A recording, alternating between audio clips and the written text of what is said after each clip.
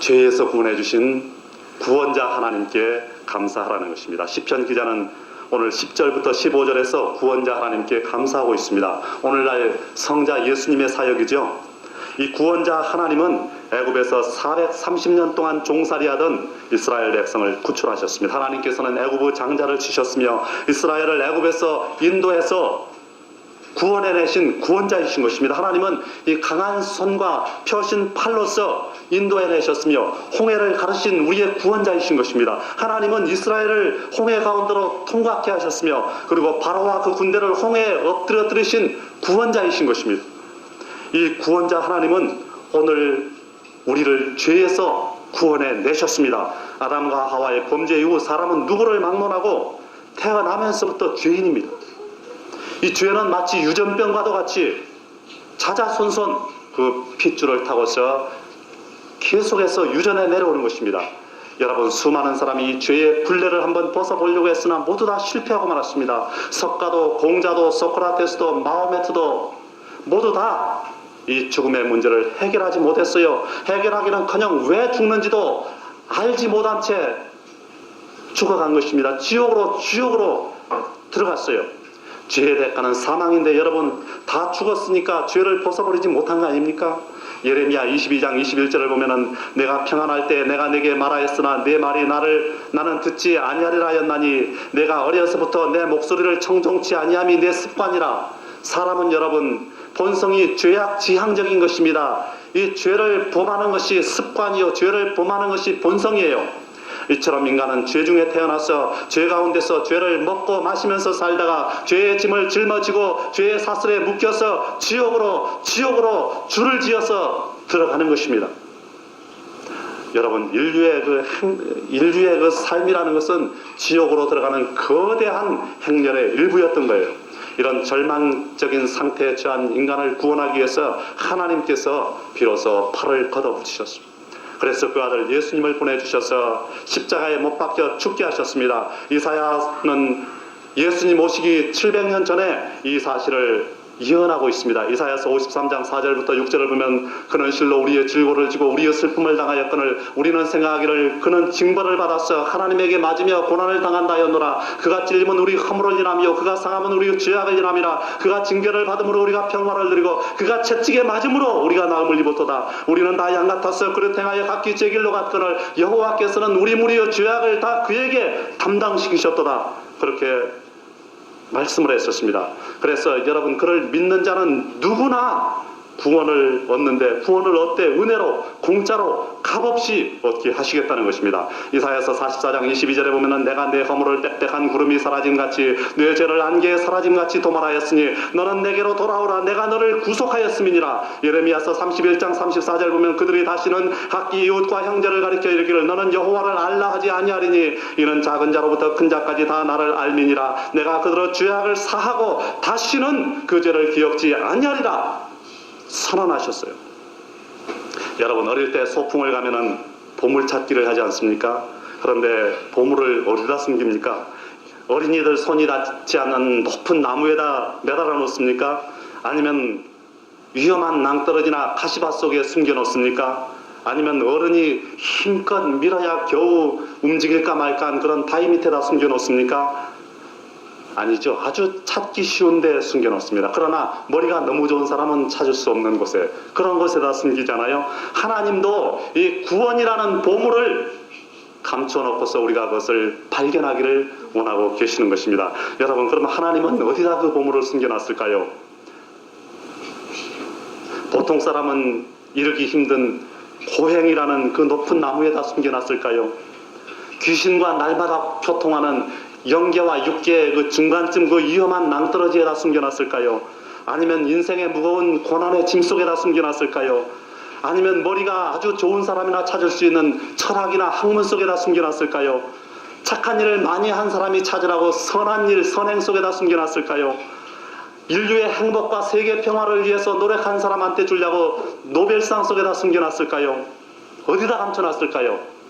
하나님은 이 구원을 예수님 안에다 숨겨 놓으신 것입니다. 그러므로 이 구원을 얻고 싶은 사람은 예수님을 만나야 돼요. 예수님을 만나서 예수님 안으로 들어가야만 되는 것입니다.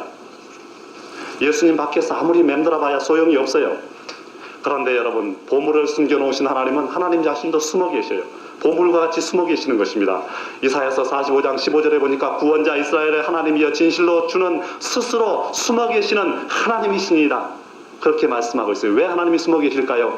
인간은 모두 다 죄인 아닙니까? 우리가 법적으로 의의 옷을 예수의 피로 말미암아서 입었다 할지라도 우리는 실질적으로는 죄인인 것입니다. 우리가 하나님을 볼 수가 없어요. 하나님을 보는 사람은 죽는 것입니다. 죄 때문에 죽어요. 그러나 이 하나님 그럼 어디 숨어 계실까요? 하나님도 예수님 안에 숨어 계시는 것입니다. 그러나 우리가 기도로 찾으면은 만나 주시겠다고 약속을 하셨어요. 예레미야서 29장 13절을 보니까 너희가 진심으로 전심으로 나를 찾고 찾으면 나를 만나리라. 기도로 찾을 때 하나님 만날 수 있는 것입니다. 이런 특권이 성도들에게는 있어요. 구약의 성막을 한번 보십시오. 밖에서 보면 성막은 보이지 않고 이 높이가 2m 25cm 되는 울타리만 보이는 것입니다. 그 안으로 들어가려면 울타리가 가로막고 있어 들어갈 수가 없어요. 성막에는 폭이 9m요. 높이가 2m 25cm인 단 한 개의 문만 있어요. 그 문 안으로 들어가야만 성막을 볼 수가 있는 것입니다. 여러분, 성막은 예수님을 상징하기도 하지만 이 천국을 상징하는 거예요. 교회 밖에서는 천국도 안 보이고 구원도 안 보이고 보이는 것은 오직 율법과 제도라는 이 울타리만 보이는 것입니다. 이 율법이라는 울타리가 천국으로 가는 것을 가로막고 있어요. 구원을 얻는 것을 막고 있는 것입니다. 그러나 이 울타리를 따라서 돌다 보면 이 문을 발견할 수가 있는 것입니다. 이 문이 나와요. 돌다 보면. 마찬가지로 율법을 따라서 돌다 보면 예수라는 출입문을 우리가 만날 수 있는 거예요. 천국은 예수라는 단 하나의 출입문을 통해서 들어갈 수 있는 나라인 것입니다. 이 울타리 안으로 들어가야 돼. 교회 안으로 들어와야 천국도 보이고 구원도 얻을 수가 있는 것입니다. 그러므로 예수님을 만나야 돼요. 예수 안에 구원이 있고 예수 안에 영생이 있고 예수 안에 천국이 있고 예수 안에 하나님도 살아 계시는 것입니다. 그런데 여러분, 한 가지 물어보겠습니다. 예수님이 좋습니까? 아니면 천국이 좋습니까? 사람들에게 왜 믿느냐고 물으면 대개 천국 가기 위해서 믿는다 그럽니다. 성경도 믿음의 결국은 영혼의 구원이라고 베드로전서 1장 9절에 말씀했어요. 영어 성경은 이 구절을 해석해 놓기를 믿음의 목적은 영혼의 구원이다, 그렇게 말씀하고 있어요. 그렇기 때문에 천국 가기 위해서 믿는다고 할지라도 이것은 틀린 말이 아닌 것입니다.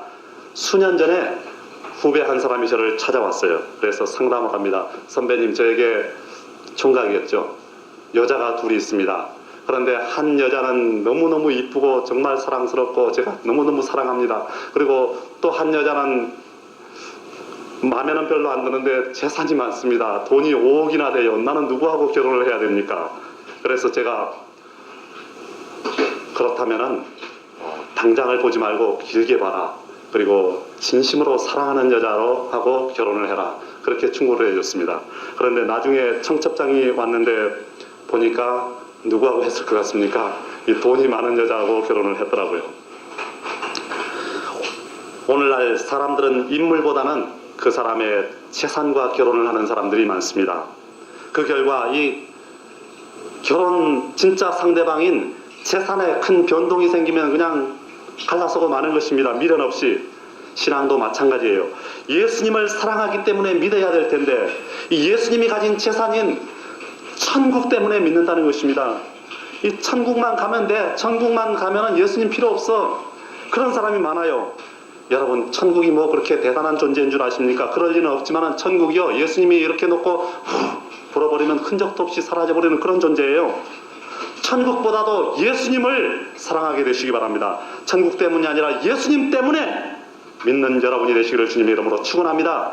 세 번째로, 교회 생활을 인도해 주신 인도자 하나님께 감사하라는 것입니다. 시편 기자는 16절부터 26절에서 인도자 하나님께 감사하고 있어요. 오늘날 성령 하나님이죠. 인도자 하나님은 출애굽한 이스라엘 백성을 가나안까지 인도해 주셨어요.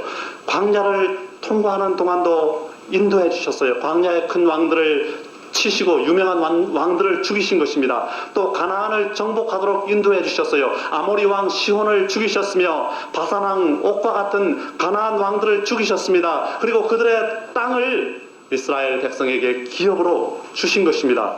또한 비천한 데서 기념했다고 성경은 말씀하고 있습니다. 말하자면 낮은 상태에 처한 이스라엘 사람들을 기억하셨다는 거예요. 그리고 대적에게서 건져주셨어요. 뿐만 아니라 모든 육체에게 광야 40년 동안 먹을 것을 주지 않았습니까? 이 인도자 하나님은 오늘날도 교회 생활 중에 우리를 인도해 주시는 것입니다. 신학에 보면 구원의 서정이라는 게 있습니다. 이 서정이라고 할 때 서자는 서론할 때 서자고 정자는 노정할 때 정자인데 말하자면 구원의 과정이죠. 이게 실제적인 과정이 아니라 이것을 논리적인 과정입니다. 소명, 중생, 회개, 믿음, 칭의, 성령 세례, 성령 내주, 성령 충만, 성화, 영화 그렇죠.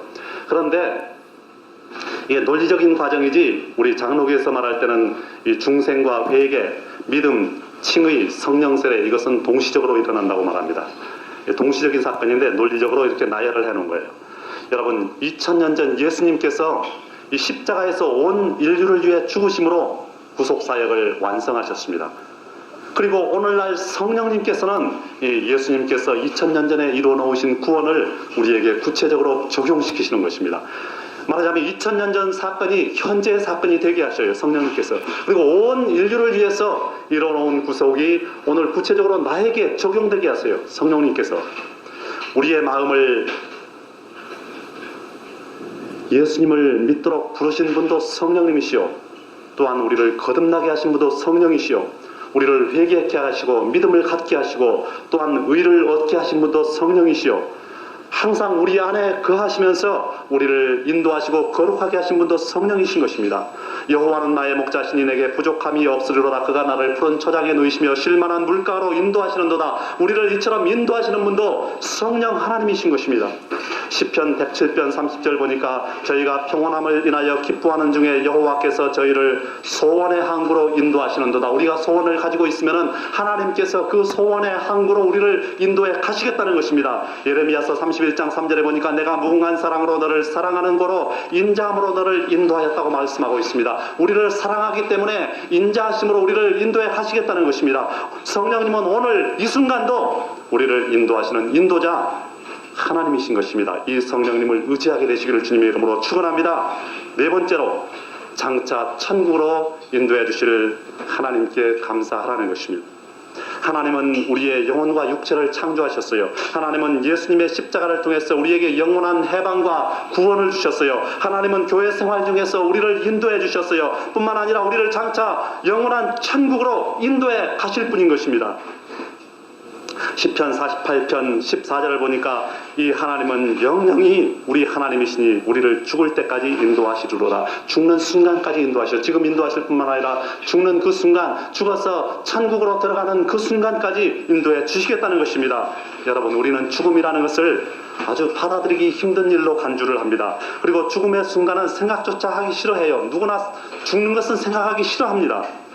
그러나 그것은 누구에게나 다가오는 것입니다. 사람이 살다 보면은 전신 마취에다 수술을 경험하는 사람이 있는가 하면은 일생 동안 몸에 칼 한 번 대지 않고 일생을 마무리하는 사람도 있습니다. 예외가 있죠. 그러나 죽음이라는 것은 예외가 없어요. 누구나 겪어야만 하는 관문인 것입니다. 예수님조차도 이 죽음을 통과했어요.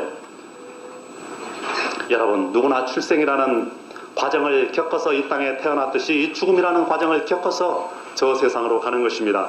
엄마 뱃속에서 어린아이가 만일 잘못돼서 유산이 되면은 빛을 보지 못하고 그냥 허무하게 사라져버리고 맙니다. 그러나 이 10달 동안 잘 자라면은 이 세상에 광명한 세상에 태어나는 것입니다. 이 뱃속이 얼마나 어둡고 캄캄했습니까? 얼마나 활동도 넓게 할 수 없었잖아요. 그러나 이 세상에 태어나는 것은 어마어마한 세상 아닙니까? 거기에 비하면은 태어났어요. 이 세상에 사는 동안도 여러분 잘못되면 저 세상에 태어날 때 암흑 속에 태어나서 지옥으로 떨어지는 것입니다. 여러분, 이 세상은 예수님이 우리를 품고 있는 엄마 뱃속과 똑같아요.